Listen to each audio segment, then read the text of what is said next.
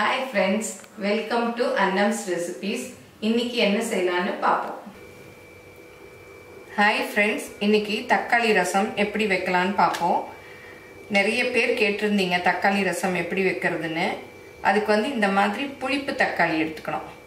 அதாவது நாட்டு தக்காளின்னு விக்குது இல்லையா, கண்ட்ரி டொமேட்டோன்னு, அந்த தக்காளி எடுத்துக்கணும். அதுதான் நல்லா இருக்கும். ஏன்னா நம்ம இந்த தக்காளி ரசத்துல புளி சேர்க்க போறதில்ல, வெறும் தக்காளி தான்.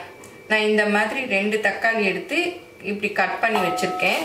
இதை இந்த மாதிரி ஒரு பாத்திரத்துல போட்டு மசிச்சு விட்டுக்கணும். ஏன்னா முன்னாடிலாம் வந்த தக்காளி நல்லா கையிலேயே மசிக்க வந்தது. இப்ப எல்லாம் நாட்டு தக்காளியே ரொம்ப இதுவா இருக்கு. அதனால இந்த மாதிரி ஒரு மேஷர் இருக்கும் இல்லையா, இல்ல பருப்பு கடையிற மத்து இருக்கும், அதால நல்லா மசிச்சு விட்டுக்கணும். அப்படி இல்லைன்னா வெந்நீர்ல போட்டு தோல் உரிச்சிட்டு அப்படியே மேஷ் பண்ணிக்கணும். இந்த மாதிரி ஒரு வானதி வச்சு அதில் 2 டீஸ்பூன் அளவுக்கு எண்ணெய் ஊற்றணும்.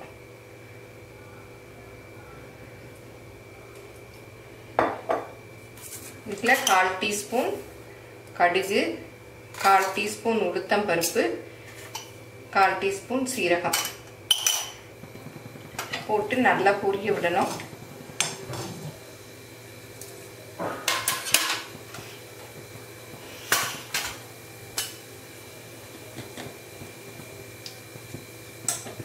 கால் டீஸ்பூன் பெருங்காயம்,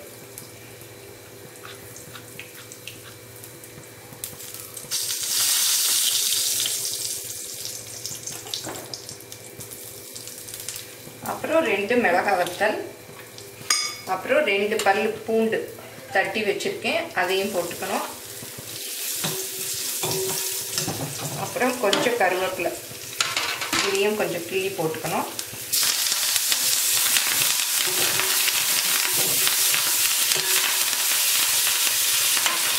இப்போ இந்த மேஷ் பண்ணி வச்சிருக்கோம் இல்லையா, இந்த தக்காளியும் அப்படியே சேர்த்துடலாம்.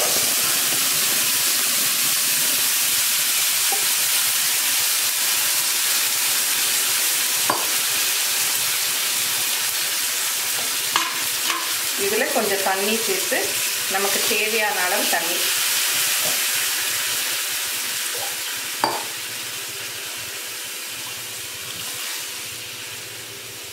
அப்புறம் ரசப்பொடி 2 டீஸ்பூன் அளவுக்கு ரசப்பொடி. ரசப்பொடி இல்லாதவங்க மிளகு ஜீரக பொடி கூட போட்டுக்கலாம். இதுக்கு தேவையான உப்பு,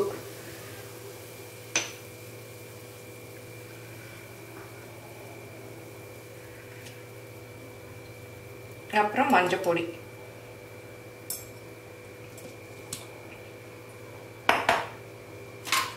கொஞ்சம் கொத்தமல்லி,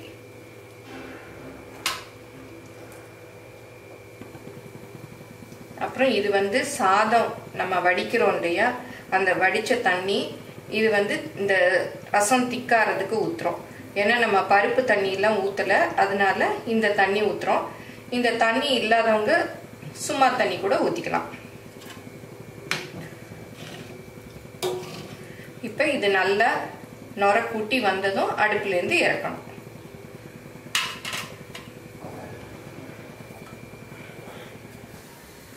இப்போ நல்லா ரசம் நொர கூட்டி ஓரத்துலேருந்து வருது பாருங்க. இந்த மாதிரி வர்றச்ச இறக்கணும்.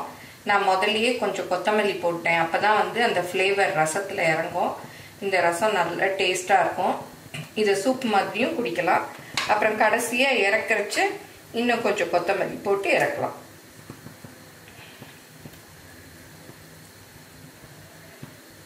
ரொம்ப கொதிக்க விடக்கூடாது. இங்கே பாருங்க, இந்த ஓரெல்லாம் அப்படியே கொதிச்சு வருது இல்ல. இப்போ அடுப்புலேருந்து இறக்கிடலாம். நான் 2 தக்காளி போட்டேன். இது 4 பேருக்கு சரியா இருக்கும். நீங்க நிறைய வேணும்னா நிறைய தக்காளி போட்டு செய்யுங்க. இந்த ரசம் ரொம்ப டேஸ்டா இருக்கும்.